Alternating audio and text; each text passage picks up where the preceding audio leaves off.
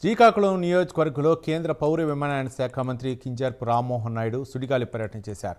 నగరంలోని women's junior కళాశాలలో Kovvada nuclear power plant CSR నిధులు 99 లక్షల రూపాయలతో నిర్మించిన అదనపు భవన సముదాయాన్ని స్థానిక ఎమ్మెల్యే గుండు శంకర్తో కలిసి ప్రారంభించారు. గదులను పరిశీలించి నాణ్యతతో కూడిన గదులను 7 నెలల్లో పూర్తి చేసినందుకు కృతజ్ఞతలు తెలిపారు. విద్యా వ్యవస్థలో మౌలిక సదుపాయాలు ఉండాలని, విద్యార్థులకు అనుకూలమైన వాతావరణం ఏర్పరిచే విధంగా ఉండాలని తెలిపారు.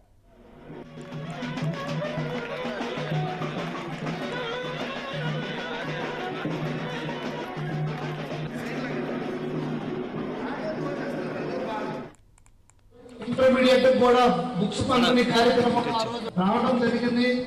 అప్పుడు ఇక్కడ ప్రాబ్లం చూస్తే బయట పాఠాలు చెప్పే వాళ్ళు 7 రూమ్స్ 14 మంది 1400 మంది స్టూడెంట్స్ ఆ రోజు చూస్తే చాలా బాధ అనిపించింది.